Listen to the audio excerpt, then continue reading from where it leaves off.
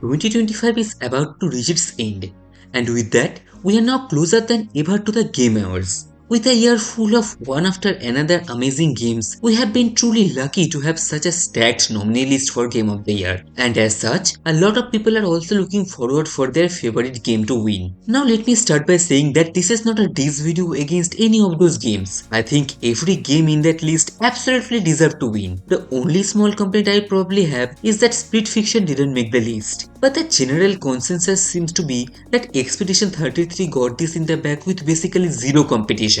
And while I agree how great of a game Expedition 33 is, I am here to provide a case for Hollow Knight Silksong. Hey everyone, I am the Bonfire Keeper, and today I want to talk about how the Game Awards works, their nomination and voting process, and why I think not only Silksong would have a fair chance, but also might end up winning Game of the Year.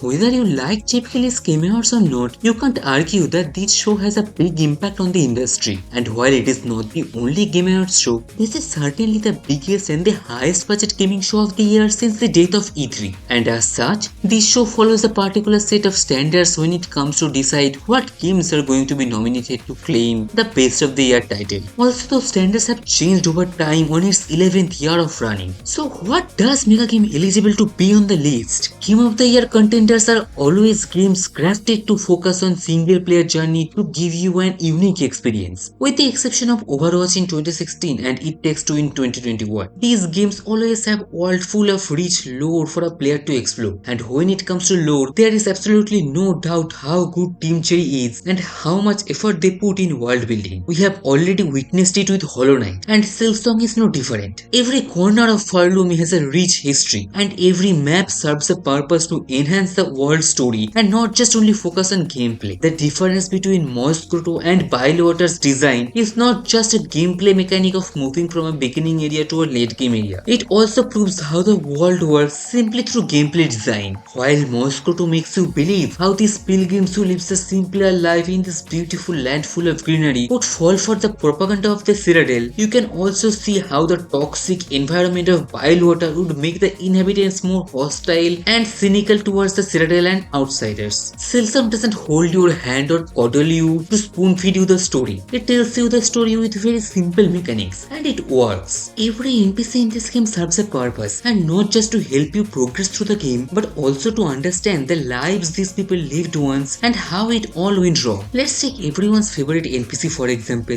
Sharma. This little bug goes through a journey of his own through the whole game as Hornet progresses throughout the game. We meet Sharma at the very beginning of the game trying to open a gate with his prayers and song. Except from having a beautiful voice, Sharma doesn't seem too different from any other pilgrims at first, but slowly that starts to change. There is a difference in his devotion to the Citadel than any other bugs. He is pure in his heart and he truly believes the good in the religious propaganda the Citadel was spewing. His belief is so strong that he is able to resist the haunting. But throughout the game, you see it slowly crumble. And towards the end, even though he sees that not everything he was believing might be true, he still remains kind and chooses to help people in a more helpful way rather than just prayers. Seeing him go through his own journey makes this 2D animated world feel more alive, and it feels like there's more stuff happening than Hornet's own journey. And he is not the only one. We see other great characters like Shakra, Garman and Zaza, the second Sentinel. These characters moving alongside you but not with you somehow makes this experience richer. Every corner of this world is so meticulously crafted that on top of having their own story and history, they come together like pieces of a puzzle to make this beautifully haunted world come to life. Also, Christopher Larkin never misses with his amazing work that basically elevates the story to a whole another level with his amazing music. Storytelling like this has always been a big priority when it comes to winning the Game of the Year, except maybe last year's winner Astrobot. And even though Silksong's story is not very streamlined like let's say The Last of Us 2, we have already seen it work with Elden Ring winning, which also chooses to tell its story via exploration.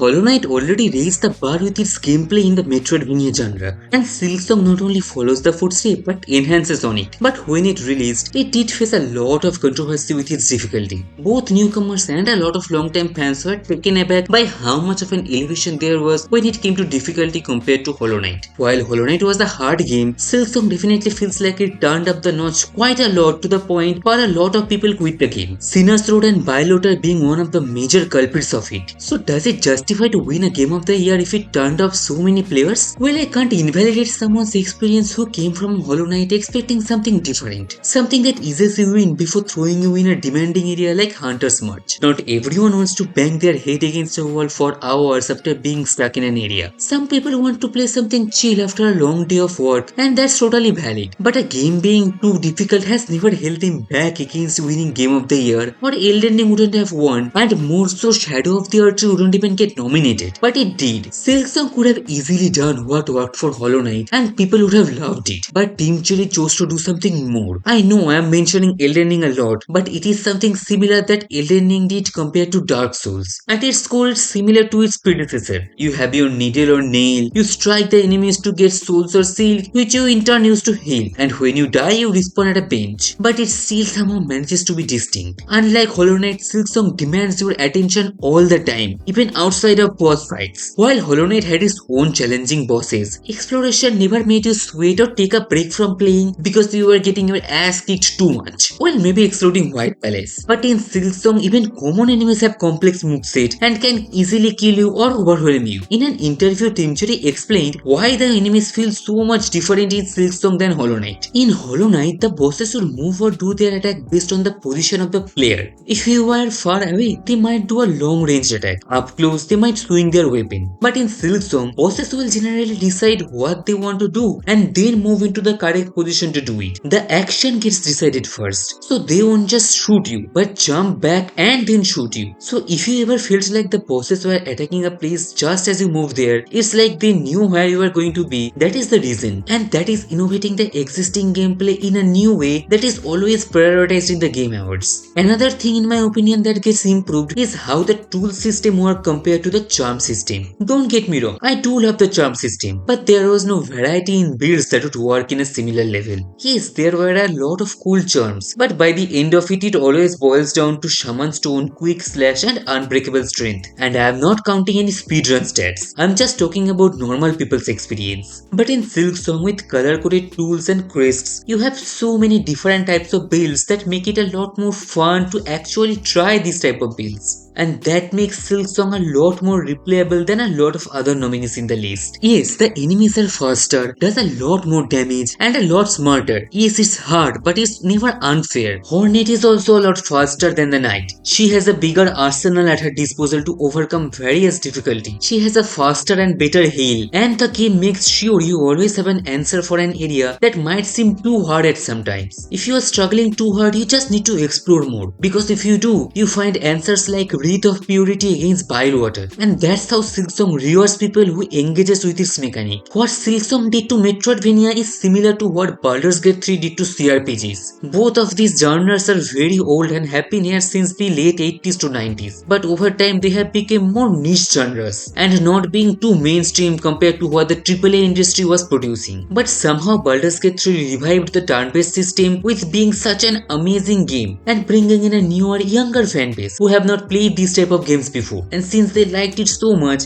they also ventured into other turn-based games which they wouldn't have tried otherwise. While Hollow Knight already did this before, Silksong also had its credits due for that. Being the most wishlisted games on Steam for years and crashing all the stores when it came out draws attention. Attention that brings in newer players who are also going to do the same for other Metroidvania games as well. And that, in my opinion, definitely says Game of the Year.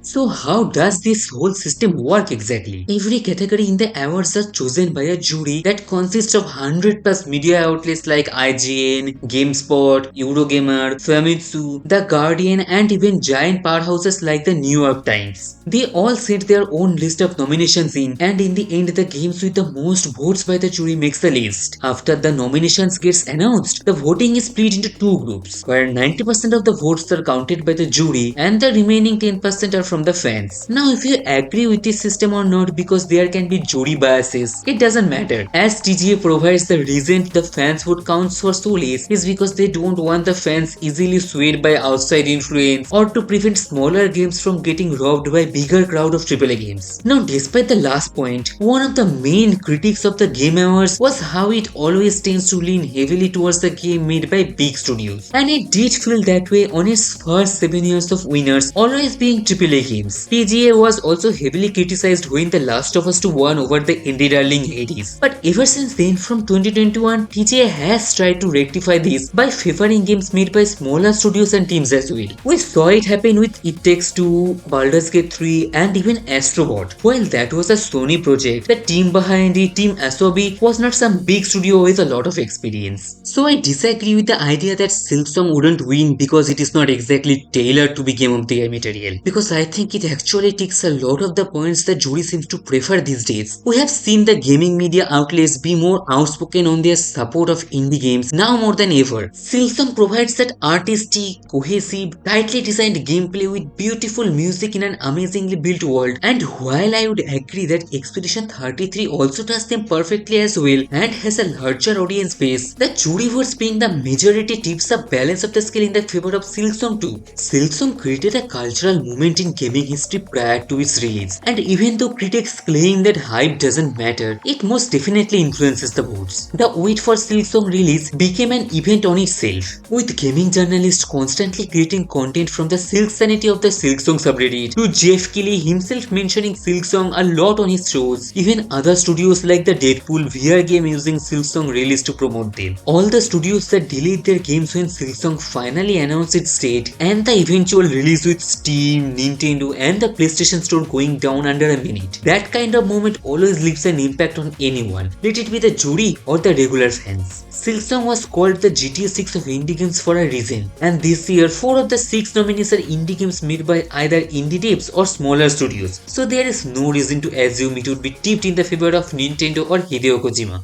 Lastly, I do think it matters how long ago a game was released when it comes to voting, and while everyone was on board with Expedition 33 winning Game of the Year including me, I think with time passing people are a little more ready to accept any valid criticism of that game. But with Silksong, it worked a little opposite, and while people were criticizing it when it came out because of the difficulty and such, with having time to get more adjusted to it, more people are coming around on a positive note on this game. And because Silksong release was a lot more recent, I think while voting people would have a better time remembering their experience with Silksong than the other games came out earlier this year like Kingdom Come Deliverance 2. There is a lot of fighting going on in between different communities, which is absolutely unnecessary. The fact that we are all so passionate about our favorite game to win speaks volumes on how great of a year this has been for gaming, and we should celebrate that fact. And if at the end of the day, the game we wanted to win doesn't win, maybe that's a sign to branch out and try other games on the list. For me, Silksong is my game of the year and definitely in my top 3 games of all time list. So while I'd be extremely happy for Team Cherry if it does win, I wouldn't be heartbroken if it doesn't. But that will be it for me today. What is your choice for Game of the Year category? Let me know in the comments. Don't forget to like and subscribe if you enjoyed the video, and I will see you next time.